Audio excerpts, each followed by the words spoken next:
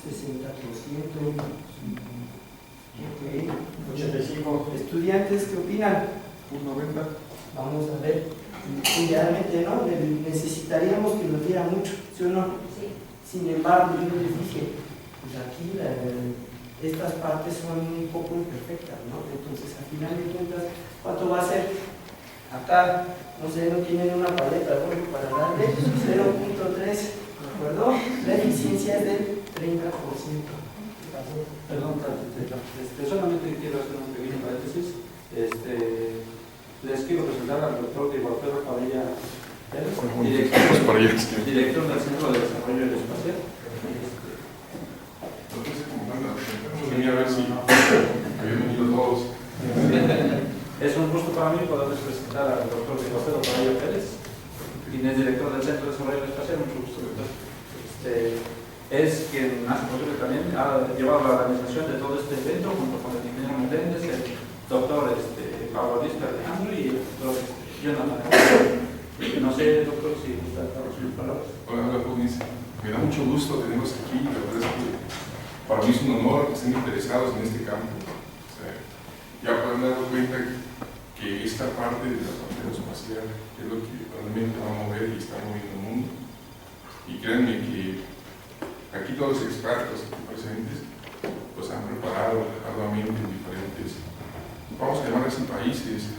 Teníamos expertos que han hecho este programa, que habrán capacitado, que se fueron a India, se fueron a Brasil, estuvieron en Corea del Sur, en ese sentido trabajando, y bueno, pues ha sido un conjunto de toda la parte técnica, científica del campo espacial, y bueno, pues ha armado estos cursos para que podamos dar a conocer todo lo que se tiene y sobre todo aplicaciones, ¿no?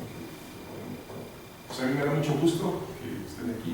Creo que ya me comentaron que venían de Colombia. Vienen de CECI, de Ticomán, de las Capas también. Ok, excelente. Y nos acompaña la doctora también. Ayer nos vimos ahí. Sí, claro, estuvimos en el evento, sí, pero pues qué bueno que estén aquí. La verdad es que para mí es un honor. Y siéntense en casa y cualquier duda, pues con gusto pueden comentar o preguntar a los jóvenes. Yo estaré aquí presente hasta como a la 1. Regreso y cualquier cosa, vamos a encontrar. Vale, les dejo unas buenas manos. Ánimo, es un excelente curso.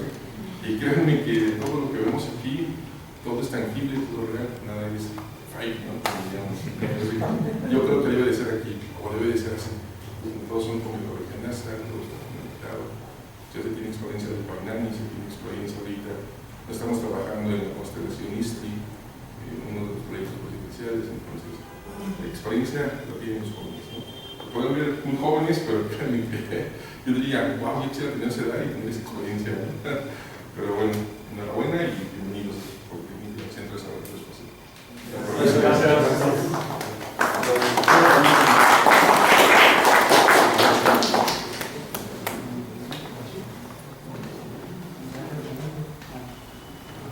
¿De dónde podemos partir? Gracias. Nada más para rendir cuentas, aquí sí tenemos que venir.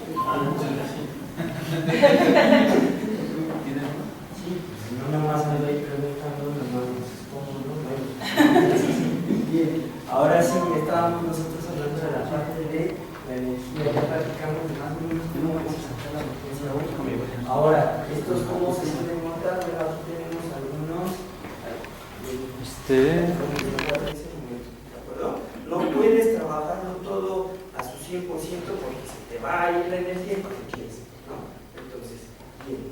Ahora, ¿qué más vamos a ir trabajando? Bueno, vamos a trabajar con la profundidad de descarga, la de donde que al final de cuentas es el gasto de energía, del consumo, de cuánto vas a ir sacando. No será, pues que yo voy a ir consumiendo el 20% de la batería total, el 90%, etcétera, etcétera. Ok, bien, importante. Vamos a avanzar un poquito. No les voy a abandonar las fórmulas, pero vamos a avanzar un poquito. Vamos a ver. Otro más. Ahí. Bien, entonces, aquí vamos a hacer un pequeño comparativo entre el porcentaje de la profundidad de descarga del tubo batería con respecto a los ciclos de la batería que vas a poder tener. En este caso, si se dan cuenta, aquí en cero tengo, bueno, el 5% de profundidad de descarga. Ok, yo estoy con unos 100.000 ciclos, ¿no? Nice. Perfecto. Ok, esto, mucho ojo, a final de cuentas, baterías, ¿qué quedamos que tenía baterías? De teléfono, ¿no? Entonces, fíjense, ustedes, en este caso, ¿qué pasa? Fíjense cómo baja, ¿no? Esto tenemos una gráfica logarítmica, vamos a ver cómo va a ir bajando cada vez más. Los usos que puedes dar, ¿no? Entonces es importantísimo trabajar esa parte, porque muchos, yo, claro, ¿qué hacemos con el teléfono? ¿Hasta cuánto le ponemos a cargar? Al 15, ahí cuando ya me está diciendo, en 5 segundos se va a acabar. No, mala idea, ¿no? Porque si se dan cuenta, bueno, pues estoy bajándole los ciclos a la batería, las veces que yo puedo utilizar esa batería. Sigue siendo un buen, sigue funcionando, sí, claro, pero ¿vas a hacer eso con el satélite? ¿Lo vas a dejar hasta el 100% y lo ponemos a cargar allá en el espacio? No, ¿no? Al final de cuentas tenemos que ir cuidando esa parte. Entonces, nosotros veamos cuánto de porcentaje puedo ir yo gastando. ¿Ustedes qué opinan? ¿Hasta dónde sería ideal que me gaste en profundidad de descarga?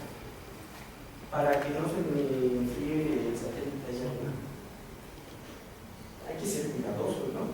Porque si nada más te gastas el 10, pues es muy bonito, pero no puedes registrar tantas cosas. Si te vas hasta el 50, pues ya viste que tampoco te va a convenir, ¿no? Entonces nosotros solemos dejar nuestra profundidad de descarga con solamente 30% de consumo, ¿de acuerdo? Consumo, o sea, sé que vamos a dejar el satélite cargado en 70%. Ustedes nada más dejaron que se bajaran 30% de la batería de su satélite, ¿de acuerdo? Entonces, ahora sí vamos a regresar. Bien. Ahora sí, estábamos hablando de la profundidad de descarga. Bueno, pues hay que hacer la comparativa entre lo que tú vas descargando. Programa los micros. Ok, bien. Aquí en casita trabajamos con puro Arduino, pero se pueden ir trabajando varias cosas. Ahora mucho ojo, el Arduino es muy sencillo, pero no por eso usamos por orden. Perdón, Sí. ¿con cuál? Arduino Inde. Ok. Sí. Nuevamente, cuestión de practicidad, ¿no? Pero ya para cosas más importantes, tienes que ir fijando, mucho ojo, tienes que ir fijando que tienes que revisar la memoria que necesitas, el espacio que vas a necesitar, las comunicaciones, porque también cada microcontrolador del procesador tiene la parte de las comunicaciones, sus canales, cómo los vas a ir programando. Entonces tienes que irlo determinando. Usuales ESP32 y STM32. El ESP tiene la ventaja de que nuevamente se puede manejar con el Arduino IDE para programarlo. Entonces, esa tiene la ventaja del ESP32. Es lo que se suele trabajar aquí, porque sí necesitamos un mejor espacio. Bueno, usamos un ESP32, pero sí lo programamos por el Arduino IDE. Ahora que si quieres, pues así como aprovecharlo aún más, puedes ir y buscar el software, que es SP IDF. Y lo mismo con el STM32, tiene su propio IDE, aunque no me acuerdo, porque sí, también si se busca software STM32, claro que lo van a encontrar. Y no es tan difícil, al final de cuentas esos están basados para que todas las librerías que necesitan el programador para que funcione ya están ahí adentro, nada más te vas al código MIT y después se van avanzando. A menos que sí, claro, si quieres trabajar con programas especiales. Bien, ¿qué más? ¿Alguna otra duda? ¿No? ¿Ya no? Sí, si no hay dudas, digo, entonces comienzan por las preguntas. Ya he hecho. Ellos ya ya nos ganaron en el conocimiento, entonces vamos a hacerles ahora nosotros algunas preguntas. ¿No tienen dudas, verdad? ¿Nadie tiene dudas? Excelente. Entonces, vamos a hacer las preguntas de hoy. Nosotros vamos a hacer preguntas. ¿En qué bolsa traigo mi celular?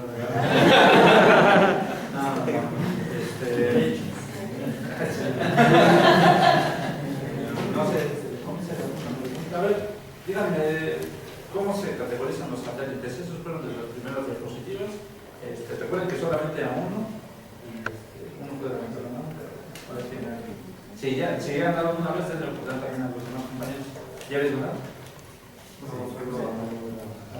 Entonces, la categoría, ¿cómo se categorizan los satélites? Naturales y artificiales. No te dejas escuchar. Naturales y artificiales. No, esa es la diferenciación entre los satélites, pero la categoría de los satélites. De los artificiales. De los artificiales. Bueno, antes de eso, a ver, vayan pensando en esa. ¿Quién me dice el origen de la palabra satélite? Quizá no lo dijeron, pero hay una historia relacionada a los satélites y es interesante que la conozcan también. ¿Quién conoce el origen de la palabra satélite? ¿Alguien? Vayan pensando en lo otro, ¿no? En lo que les comento cómo surge esta palabra.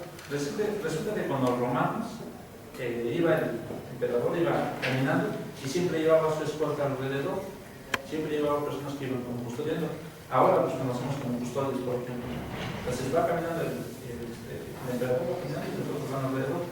De ahí viene la palabra satélite, de que es un objeto que orbita alrededor de otro principal. El principal era el emperador y el satélite era aquel que lo estaba cuidando, estaba a su alrededor.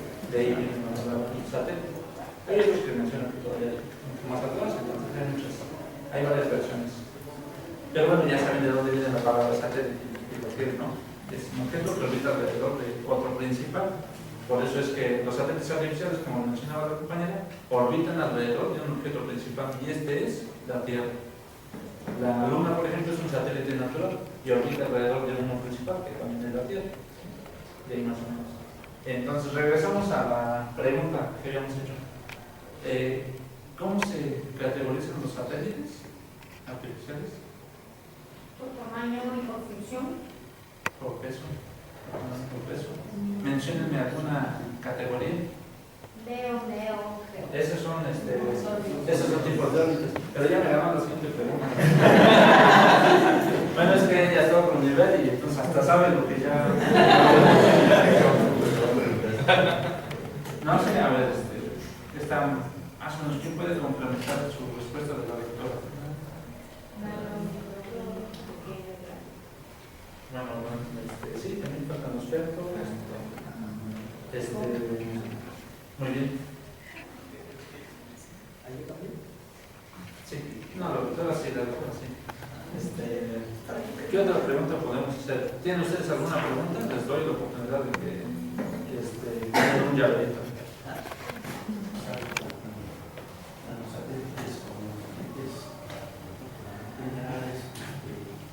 ¿Hay un récord? ¿Hay un tiempo? Sí.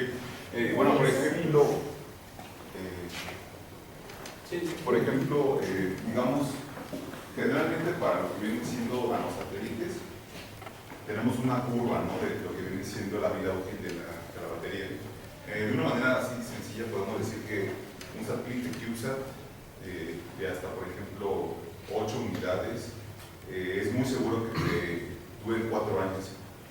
Entonces, tu satélite generalmente tiene una vida útil debido a las baterías y debido pues también a todo el entorno espacial, aproximadamente de entre 4 o 5 años aproximadamente. La batería te va a durar eso, 4 o 5 años. Y depende mucho también, ¿no?, de la utilización. Si, por ejemplo, si tu satélite lleva una cámara y todo el tiempo está tomando fotografías, pues va a tener una vida más corta.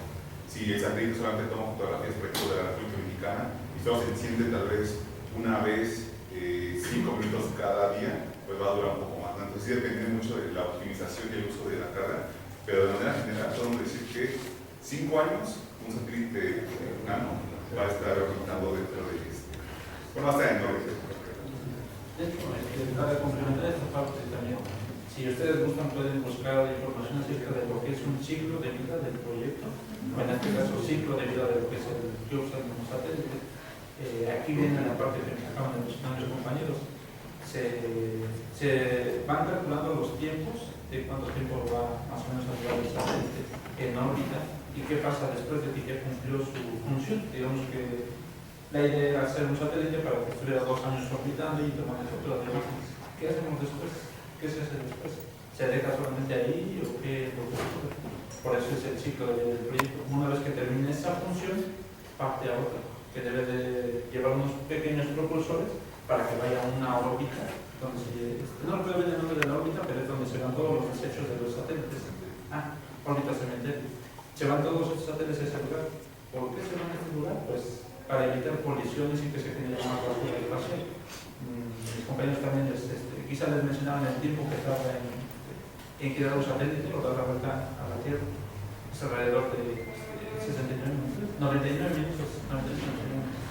Entonces imagínense qué velocidad tiene el satélite para dar en menos de 2 horas la vuelta a la Tierra. Entonces es impresionante esa velocidad y que colisiones generaría mucha basura espacial. Entonces en la parte del ciclo de vida del proyecto se pueden ver muchas de estas cosas.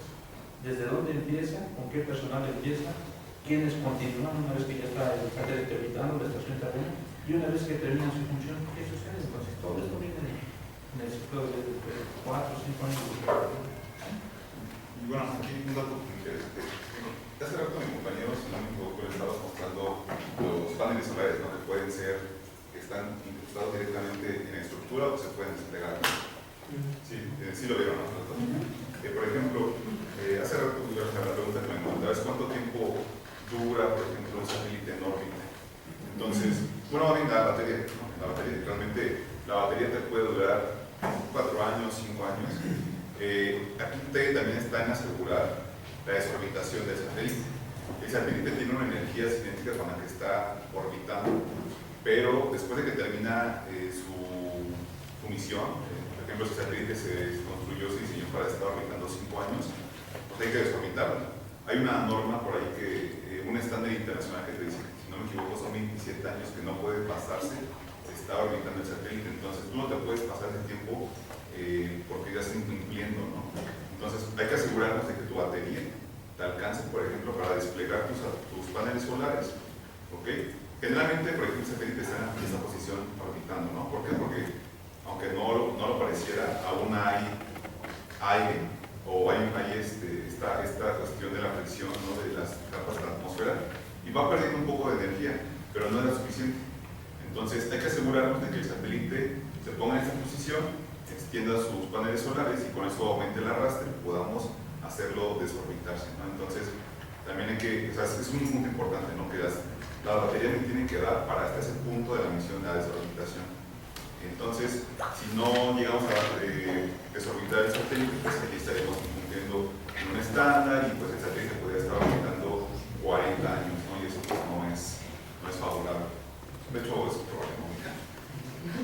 Gracias. Bueno, ¿dudas hasta aquí? Sí. Bueno, yo eso quiero varias preguntas. Sí. ¿Hay alguna norma que hable sobre los materiales de que tiene que estar hecho? De hecho, ya viene estandarizado.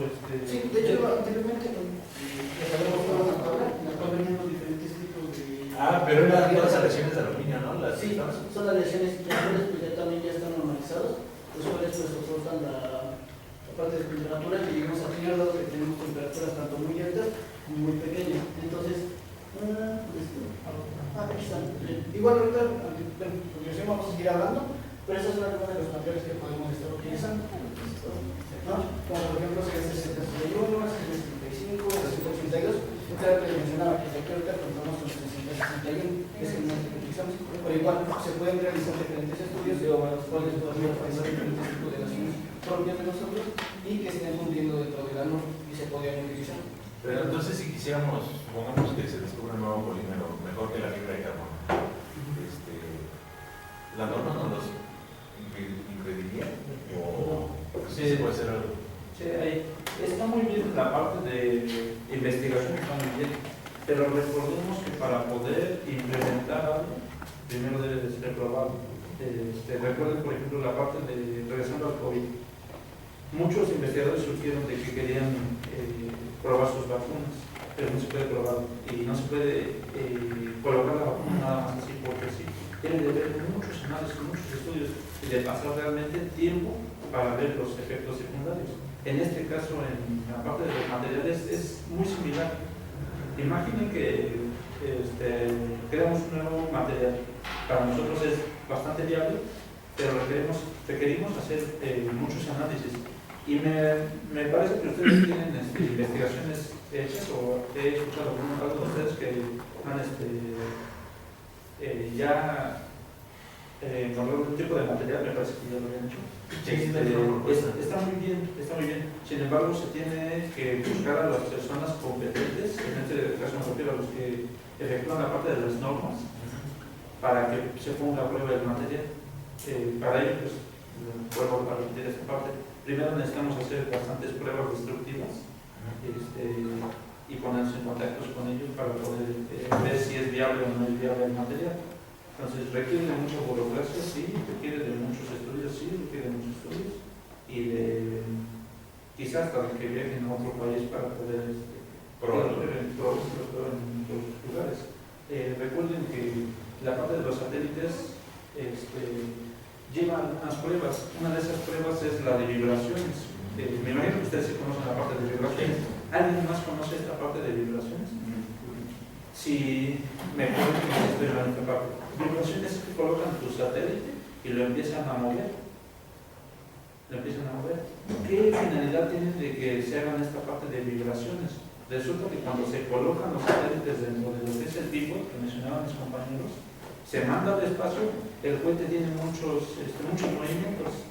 Entonces, ¿qué sucede cuando dos metales empiezan a friccionar bastante? Y sobre el desgaste, y puede haber. En el espacio se fusiona. Exacto, hay soldadura por fricción. Quizás algunos de ustedes ya lo conozcan, no lo van a conocer. Se hacen estudios también, no recuerdo de la compañera, y bueno, que en el trono se pueden girar las dos probetas, se empiezan a juntar y empieza a formarse una pequeña capa del hombre, por así decirlo, de esa manera, y se detiene en seco el torno, y se frena, y se detiene en seco, y termina fusionado el metal, uno con otro termina fusionado. Entonces, esto es una de las, ¿cómo se llama? De las pruebas que se les hacen a los satélites. Entonces, en función de esto, a lo que quiero llegar es que nuestro satélite, nuestro nuevo material, requiere pasar por todas estas pruebas y no sé, estoy hablando de quizá otras que se lleguen a sacar en el momento, cuando se empiecen a hacer las... Sí, porque también estaba en la estabilidad térmica, ¿no? De que no lo había considerado del pivot, de que si uno, no sé, la estabilidad térmica se hincha el material con la temperatura y se queda atorado en las esquinas, pues ya atoró a todos los demás y ya no va a salir, ¿no? Y no sé, ¿conocen también qué sucede si, por ejemplo, mi satélite mío es el que está en la mera entrada del pivot y tengo otros 2 o tengo otros 6 atrás? Si ya no dejé salir a los otros, ¿qué sucede? Ya no salieron, si ya no salieron, ya vemos que no van a salir, ya no va a funcionar. Pero ¿y ahora qué pasa conmigo? Que por mi culpa no salieron todos los demás. No es de que, bueno, no sale el satélite, ya vete a tu casa. No sucede eso. Penalización es esa.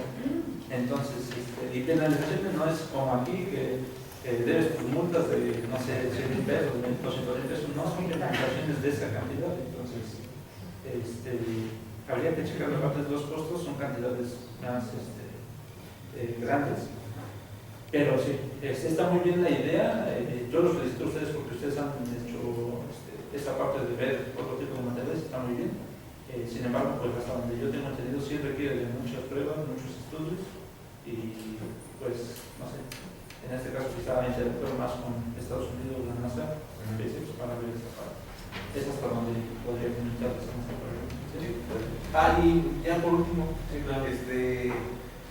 como disfrutaron del tiempo de vida, ¿no? De que ya una vez que termina su ciclo, tiene que almacenar la batería suficiente para salirse de órbita y irse a la basura, a la órbita de cementerio. ¿Eso lo hace nada más con desplegar algo para aumentar la... o cómo le hacen para sacar los órbitas? Sí, ya que se colocó lo que comentó mi compañero, letras, se coloca, bueno, está quedando de esta manera, ¿no? Satélites, bueno, van a ser así genera menor arrastre. ¿Por qué? Por la parte de aerodinámica y de grafos de aeronáutica, es menos el área de contacto del aire en este tramo que en esta pared. Es por eso está hasta ahí. Entonces lo que se requiere hacer es que con el giroscopio, los magnetotorques y con la parte de las celdas solares genere la mayor cantidad de arrastre para que poco a poco vaya descendiendo. ¿Por qué en estos estos satélites pequeños se requiere que generen arrastre y se vayan metiendo a la órbita para desintegrarse? Sin embargo, los grandes, como el que tienen ahí mis compañeros, el de 12 unidades y otros que son grandes, no se requiere que se haga esta parte, sin embargo se coloca otro subsistema, un subsistema de propulsión. Los propulsores son, no sé, pequeños tanquecitos con toberas, y estas toberas son las que hacen que se oriente hacia donde está la órbita cementaria. Esa es la diferencia entre unos y otros.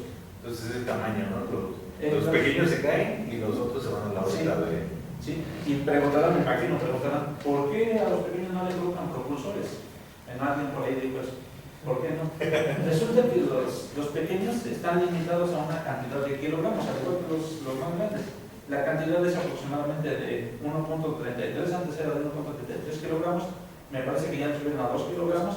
Sin embargo, sigue siendo muy poco para colocar diferentes subsistemas. Subsistemas me refiero a que una antenita, la estructura ya pesa, le pongas celdas solares, le pongas baterías, un giroscopio, cablecitos, todo eso implica peso, todo es peso. Entonces llega a ser, se va acumulando todo eso y se excede, puede exceder. Y aparte de colocar las pequeñas toberitas, los pequeños propulsores, no sé, cada uno ha de pesar, no sé, 200, 400 gramos. No es viable. ¿Qué vamos a meter? Nada, ya no nos cabe nada ahí. Ya no es viable. Por eso es que a los pequeños, 1.5, 2, 2.5, 3 unidades, 6 unidades, pues no se le colocan propulsores. Quizás les ya, pero hasta 3 unidades no se les coloca propulsores por la parte del peso. Por eso se les preguntar, a ver cómo se categorizan y cuáles entran dentro de los nanosatélites. Es por eso, porque son pequeños, entonces solamente deben de generar arrastre para entrar dentro de la órbita y desintegrarse. Los mayores traen propulsores para irse a la órbita. ¿Más o menos quedó claro? Sí, gracias. ¿Alguien más? Acaban de mandar un satélite de madera, ¿no? ¿Los de Japón? Sí, los de Hace Japón. poco, ajá. Sí, sí. Yo me pregunté mucho cómo habían tratado la madera para que justamente no estuviera. Sí. Pero sí la trataron, ¿no? Los japoneses Sí. tratan ahí su bambú y... Sí, y no sé, no recuerdo dónde, hay otros que querían ver, generar algún tipo de material con maíz, no sé, ¿dónde había escuchado esa parte? Igual les paso bien el dato, pero querían hacer otro tipo de material. de agave, de descarga. Es innovar a lo mejor, pero es poner a prueba muchas cosas, hacer muchos estudios. Está muy interesante la parte de los japoneses, la parte de... Porque sí lo metieron en el IPAR, o sea, y lo lanzaron, entonces la estructura estaba hecha de... ¿no? Y sí alcanzó así... Sí. ¿Pero entonces actualizaron la norma o...? No sé, a ver qué preguntas. Es que normalmente pueden implementar cualquier estructura o cualquier material, pero hay una tabla que es bueno, se diferencia cada categoría como TR del 1 al 9, que es la madurez de tu prototipo o de lo que quieras implementar, ¿no? Entonces, si tú tienes una nueva estructura o un nuevo material, tienes que pasar por ciertos niveles para llegar a ese nivel de madurez. Lo puedes hacer y no es que la norma simplemente esté, por ejemplo, aleaciones de aluminio, ¿no? Sino, en este caso, de madera o de algún otro polímero. Lo puedes hacer, pero necesitas pasar ciertos estudios como comentaban. Entonces, por ejemplo, tú llegas a un nivel de madurez TR3, TR4, que es de que teóricamente funciona, ya lo probaste en tierra y digamos, con un ambiente similar al que va a trabajar, pero va a llegar a un nivel de madurez donde a lo mejor ya lo puedes comercializar, cuando ya llegas a un nivel de TR7, TR8, donde ya lo probaste, ya funcionó y la misión fue exitosa. Entonces, por ejemplo, tú lo puedes mandar y funcionó las primeras horas. Entonces, te llega a un nivel de madurez, pero no es suficiente para decir esto ya va a funcionar como ese tipo de aleaciones de expresión. Debería haber también un procedimiento, ¿no?, para actualizar la norma, ¿no? Y con base a esos niveles de madurez tecnológica. Sí, o sea, digamos que la norma no es como que te dice usa esta estructura o esta aleación, sino es como depende a cuál va a ser tu misión. O sea, hay misiones pues, estudiantiles, de defensa, comerciales. Entonces, para ciertas misiones necesitas cierta madurez, que tus componentes tengan esa madurez. Entonces, pues, normalmente, por ejemplo, no sé, instituciones de educación, si no se enfocan mucho en que el componente sea propio, se usa los componentes que se llaman COTS, que se venden en el mercado. Entonces, tú puedes hacer tu nanosatélite con puros componentes que ya están probados, que ya están en ese nivel de madurez, y tú lo puedes lanzar, pero tú puedes hacer tus mismos componentes, tus mismos sensores, tu payload, pero tiene que tener ese nivel de madurez para que tú puedas decir, bueno, es que yo ya hice este análisis, y para que tenga ese nivel de seriedad, pues los componentes tienen que estar en cierto nivel. Entonces, es más o menos así como, digamos, la norma. Complementando, investigando, a tratar de entender las cosas más a fondo. También mis compañeros, también un servidor, pues no entendemos a la primera las cosas. Hay muchas cosas que no lo sé tampoco, y no lo sé. Sin embargo, pues eso da pauta que investiguemos más, porque otras personas nos apoyen con esta parte de datos. Pues muy bien. Gracias por ese comentario y gracias por lo que habían mencionado de ese tipo de material. Está muy bien, muy interesante. No sé, alguna otra. No sé si estuvo bien lo que. Sí, correcto, con eso nos podemos guiar. Excelente. ¿Alguien más? Repito, pueden, si te interesa más esta parte, pueden revisar plataformas de búsqueda como Copérnico, Scopus, obviamente, Elsevier, pues también es muy buena plataforma. Debes de registrarte, pero son plataformas de artículos científicos de investigación, de divulgación. O sea, ¿aquí cuál fue la ciudad? Copérnico, Scopus, Elsevier, Science Direct, y bueno, ya hay otras más como Rodalí, Science Ciencia. Los propios elementos electrónicos irradian lo que es el calor, y hay algunos que necesitan, por ejemplo, de 0 a 50 grados, y hay otros que trabajan a más temperatura o a menos temperatura. Entonces hay que, en el momento de diseñar el satélite, tenemos que saber en qué posición vamos a poner cada elemento para que no interfiera con los demás. Es decir, los que irradian más calor tienen que ir preferentemente en la parte exterior del satélite, y los que se necesitan temperaturas más bajas tienen que ir en la parte del centro. Entonces hay que tomar muy en cuenta eso para que nuestro satélite pueda funcionar correctamente. Ahora, aquí tenemos dos clasificaciones de métodos de control térmico, que son los pasivos y los activos. Los pasivos pues son aquellos que simplemente por el hecho de existir, por ya estar aquí en el satélite, nos van a estar ayudando a regular la temperatura.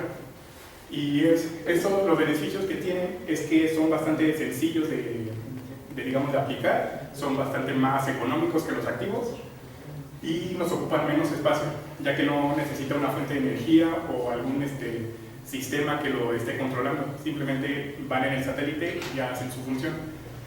Los activos, pues obviamente son más caros, ocupan más espacio, pero pues nos ayudan a tener un mejor control en cuanto a la temperatura de los satélites. Entonces hay que ver también, de acuerdo al espacio que estemos necesitando, si podemos usar uno activo o uno pasivo. Entonces, pasando con los pasivos, tenemos por ejemplo el aislamiento multicapa. Básicamente es recubrir el exterior del satélite con capas reflectantes para que nos ayuden a reflejar la radiación que les llega y expulsar el calor que tengan. En estos casos se utilizan láminas bastante finas, son de 6 micrómetros, algo así, son bastante delgadas, y entre cada capa de material reflectante se debe de poner un material que aísle a esas capas para que no tengan transferencia de calor por conductividad. Entonces, básicamente va una placa aislante, placa reflectante, una placa aislante, reflectante, aislante, reflectante, aislante. Y así, dependiendo de qué tanto quieras aislar un elemento de la radiación, pues pueden llevar 10, 20, 30 capas de este material. Y pues, bueno, ya depende del tipo de satélite, para lo que esté hecho. Pero pues obviamente entre más capas de este material, pues las dimensiones van a empezar a aumentar un poco, van a aumentar un poco más el peso. Entonces pues se tiene que calcular bien qué número de capas se tienen que utilizar para el satélite que estén diseñando. Los recubrimientos termópticos son básicamente pinturas. Como bien saben, en un día caluroso aquí en la Tierra, si nosotros llevamos ropa oscura, ropa negra, nosotros nos vamos a empezar a colorar más, porque el color negro absorbe más el calor, lo retiene, entonces lo vamos a acalorar bastante. En cambio, si usamos colores más claros, tirando blanco, pues nos vamos a sentir más frescos. Eso mismo pasa con los satélites. Si nosotros pintamos una superficie de negro, lo que va a hacer es que va a retener más el calor en esa zona. Y sin embargo, si la pintamos de blanco, va a poder reflejar un poco más la radiación que le llegue y liberar un poco más mejor el calor. Esto se tiene que, primero tienes que ver en qué órbita vas a lanzar el satélite, en qué posición va a estar, y de acuerdo a eso vas a saber qué caras van a estar dando directamente al Sol, qué caras no.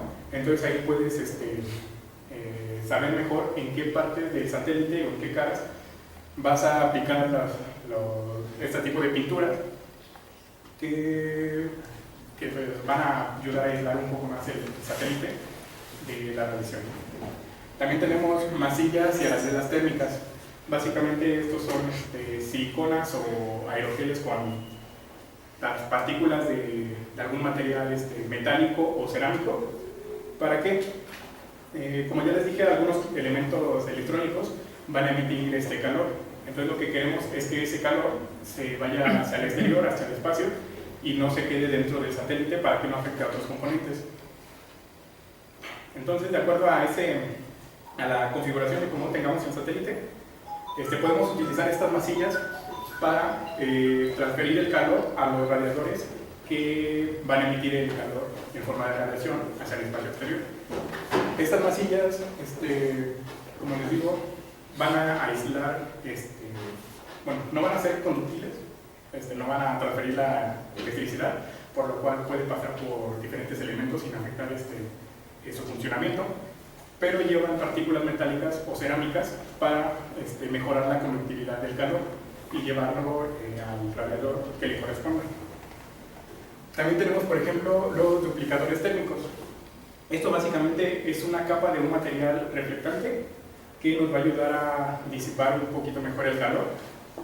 Al momento, bueno, hay software en los que tú puedes diseñar tu satélite, les puedes dar ciertas propiedades reflectivas y absorbivas a las caras, y tú vas a darte cuenta de qué puntos son los críticos en tu satélite. Entonces, por ejemplo, si tienes un satélite y ves que cierta cara empieza a acumular bastante calor, este tipo de método pasivo, que es el duplicador térmico, es básicamente una capa de material reflectante en esa parte para que pueda disipar mejor el calor y que no vaya a afectar cierta parte de la estructura. También tenemos los espejos de segunda superficie y reflectores solares ópticos. Esto básicamente, y nuevamente es lo mismo, lo que busca es reflejar el calor, mandarlo al espacio exterior, pero estos, en este caso se utiliza vidrio cubierto con una pequeña capa de aluminio y un material dieléctrico. Cumplen la misma función, exactamente disipar el calor.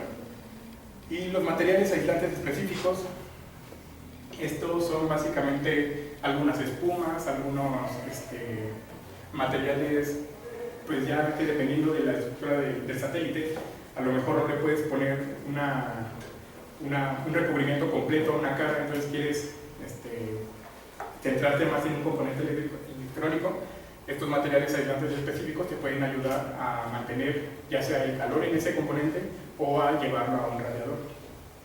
También tenemos las mantas térmicas multicapas. Este es básicamente lo mismo que el aislamiento multicapa, pero se utilizan materiales más flexibles para adaptarse mejor a la forma del satélite. Y bueno, pasamos con los activos. Como ya lo mencioné, los activos ya son un poco más complejos, ya necesitan más espacio, ya no pueden caber, por ejemplo, en un único nanosatélite, porque ya te va a ocupar bastante más espacio, no vas a tener el espacio suficiente para tu carga útil, los sistemas de energía, pero los activos te ayudan a manejar de una manera más precisa la irradiación de calor. Tenemos los calentadores eléctricos. Estos calentadores eléctricos son básicamente resistencias metálicas que se ubican en el satélite de manera estratégica y con pequeños impulsos de energía van a calentar el satélite. Esto para cuando no esté expuesto al sol, está eclipsado con la Tierra, entonces el satélite va a tender a congelarse, a ir a temperaturas bastante bajas. Estos calentadores eléctricos lo que nos van a ayudar es a producir calor y mantenerlo en su temperatura óptima. Esto con ayuda de termisores. Entonces básicamente los termisores van a medir la temperatura en la que está el satélite o la zona en específico a la que le pusiste ese termistor, y va a mandar los impulsos eléctricos a esta resistencia para que puedan producir calor y se mantenga en su temperatura óptima. Básicamente estos materiales lo que hacen es derretirse y empezar a absorber bastante calor. En cuanto pasan a zonas más frías, a enfriarse, se solidifican y empiezan a expulsar ese calor. Nosotros ese calor pues ya lo emitimos al espacio exterior y pues, se protege el satélite. Bueno, también tenemos lo que es, por ejemplo, la fórmula de la balance de energía. Aquí, por ejemplo, vemos una pequeña simulación de lo que es el caso 1, que es estando en un ambiente caliente, y caso 2, cuando está activo el satélite. Tenemos la gráfica de que en este caso el satélite va a llegar desde unos sistemas, van a empezar a fallar. Entonces es por eso que tenemos que tener en cuenta las zonas en las que va a concentrarse el calor, en las que va a concentrarse el frío, para poder implementar estos métodos de control térmico de manera más eficaz. Básicamente lo que nos dice esta fórmula de balance de energía es que toda la energía que le llega al satélite se debe expulsar, tanto la radiación solar, la radiación de la Tierra y la radiación albedo, que es el reflejo de la solar sobre la Tierra, que es mayor a la energía que le llega de la radiación del Sol, de la Tierra y del Sol. ¿Qué se imagina que pasa? Se enfría y se congela, se irradia más de lo que recibe. Ajá, exactamente. Vas a estar expulsando más calor del que está recibiendo, entonces vas a tender a estar más frío. Entonces hay algunos componentes que van a empezar a colapsar. Igualmente, el caso contrario, si empiezas a irradiar menos energía de la que te llega, pues vas a hacer lo contrario, vas a mantenerte en un punto en el que tu satélite va a estar muy caliente. Y nuevamente, componentes, estructuras. Pero ¿qué pasa si ya llevamos semanas cocinando y de repente volteamos arriba? ¿Qué vemos? Cochambre. ¿Por qué? Porque parte de ese material a altas temperaturas o a una variación de temperatura se evapora y contamina el clima. Entonces, ese criterio de desgasificación es lo mismo, pero a nivel más pequeño, que pueda haber contaminantes del material que al llegar a la presión y temperatura que estamos en el espacio se desgasifique. ¿Y eso qué pasa? Contamina todos los componentes. Entonces, ya hay una lista de los materiales que cumplen con ese criterio. Y en el caso de que quisiéramos utilizar un material nuevo, tenemos que hacer las pruebas pertinentes para que ese material se certifique y se pueda utilizar ahora sí para la misión. Igual también depende mucho del lanzador. Si el lanzador pues soy yo y quiero probar el material, pues ya, normal, no pasa nada. Bien, siguiente. La clasificación. Creo que puedo hacer. Bueno, las clasificaciones. Bueno, como ya hemos dicho anteriormente, existen diferentes tipos de clasificaciones. La otra de la humanidad. Ya anteriormente había explicado que existían configuraciones estaciones de 1 unidad, de 3 unidades, de 6 unidades, 9 unidades hasta 16 unidades, cada una con sus respectivas dimensiones, así como su respectivo nombre, su unidad de donde viene, y quien no recuerde se nos va, pues ya se nos va. ¿Sí? Gracias. Y los dejo con mi compañero Alejandro. Aquí es donde es un preámbulo nada más. Como han visto los demás compañeros, les han expuesto acerca de lo que son los satélites, que son más o menos las órbitas, a qué altitud se coloca un satélite, los tipos de órbitas, la forma de un satélite, todo eso. En este software lo que se hace es analizar la órbita en donde se va a colocar. Indican que una cosa es mandar información, transmisión por información, y otra cosa es capturar imágenes. ¿Sí?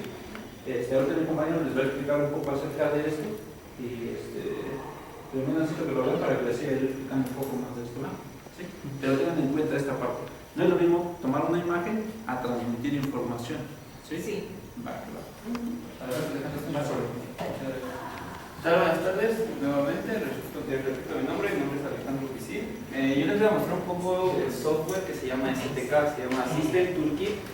Ese software usualmente lo ocupan la NASA, las agencias. Si ustedes les gustan más adelante, entonces pueden entender un poco más acerca de lo que es el software STK.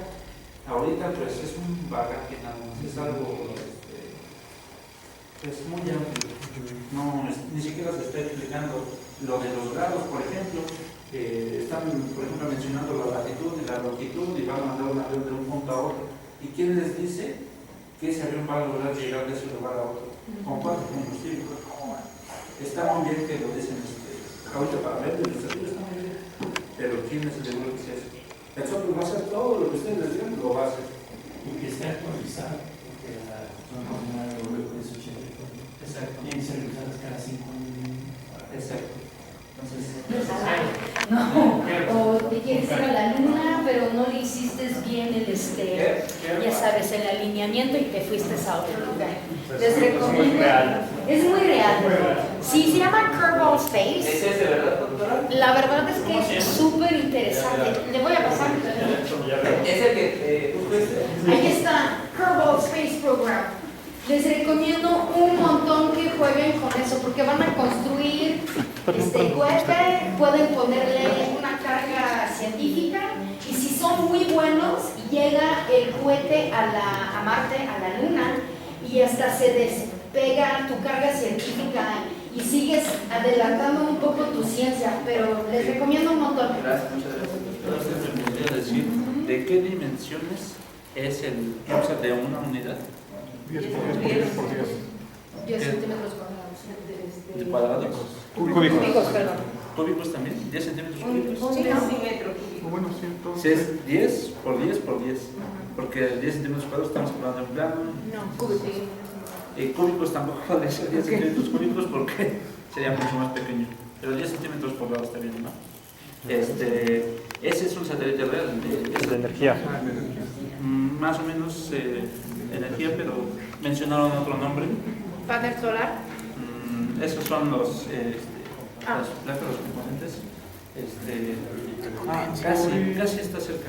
Se llama subsistema de potencia, se llama. ¿Sí? Subsistema de potencia. ¿Qué comprende el subsistema de potencia? Ya les había explicado a mi compañero Diego Morales. ¿Qué comprende el subsistema de potencia? Exacto. Entonces ya tenemos las celdas solares. ¿Y dónde se almacena la energía? En las baterías. Exacto. Entonces aquí no se alcanza a ver, sin embargo en la parte de abajo vienen las baterías. Y obviamente el cable así en la exposición de mi compañero. Hay otro subsistema que se alcanza a apreciar. ¿Cuál es ese subsistema? A veces se utiliza pintura para ese subsistema, a veces se utiliza un tipo de papel especial para regularlo. Subsistema térmico, exacto. Subsistema térmico, comunicaciones. Ese es otro. Podría mencionarse que la parte delante de donde va la plaquita, ese es el sistema de comunicación. Toda esta información que recibimos del satélite, tanto del estado de vida, de cómo están las celdas solares, la temperatura que tiene el satélite, la comunicación, debe de ser almacenada en algún lugar. Alguien debe de tener toda esa información. ¿Cómo se llama ese subsistema? ¿Cuál? una rueda china que menos no sé si vamos a mencionar que se llama Una rueda de inercia, una rueda de inercia. Y bueno, si también se alcanza a apreciar la rueda de inercia, ¿sí? De orientación, subsistema de orientación. ¿Como giroscopio? Es lo que les comentaba, es el principio donde que funciona esto, se puede analizar todo de esta manera. Hace un ratito, sigo sin recordar el nombre, les mencionaba que en el espacio pues sí interfieren muchas cosas, como la radiación, tanto del planeta como del exterior. Entonces sí, todo está, el satélite está totalmente expuesto a todo lo que pueda haber en el espacio. Ya no sé radiación, no sé resistencia al aire, lo que pueda haber de género, está expuesto a todo eso. Si por ejemplo llega a fallar Emilio, pues tienes además 2 astronautas que no pueden ir al baño. Está más complicado, ¿no? Pero sí es esa la situación. Sí. Ustedes diseñan un satélite, un club, para que haga lo que sea, y en el diagrama de fallas, de análisis de riesgo, hay una situación que se considera, aunque es altamente improbable. Hay mucha basura. O sea, tornillitos, remaches, rebaba. Los veo muy animados, qué bueno. Y avisarles o informarles las constancias se están elaborando y se las enviamos a sus correos electrónicos. Cada uno, si alguien quiere su constancia en físico, pues nada más me avisan y pueden pasar por ella aquí con nosotros. ¿Sí? Les agradecemos mucho y vamos a seguir haciendo este tipo de actividades. Regularmente damos un curso de este tipo en la semana de la cosmonáutica, que es en abril, en la exhibición de proyectos aeroespaciales estudiantiles que hacemos en junio y en la Semana Mundial del Espacio en octubre. Eventualmente damos algunos otros cursos especiales si nos los solicitan y estamos preparando ya para poder ofertar cursos de manera regular. La información la van a tener o lo pueden obtener de la página oficial del Centro de Desarrollo Espacial. Entonces, pues les agradecemos su participación. No sé si hay algún comentario que quieran hacer, alguna pregunta, alguna queja. Gracias por todo lo que se nos combate. Muchas gracias por su tiempo, por acogernos. ¿Algún comentario? Si no hay nada, pues les obsequiamos unos souvenirs. Mientras llega su constancia. Pasamos aquí, si gustan tomar. Un souvenir. Tómale y pásame.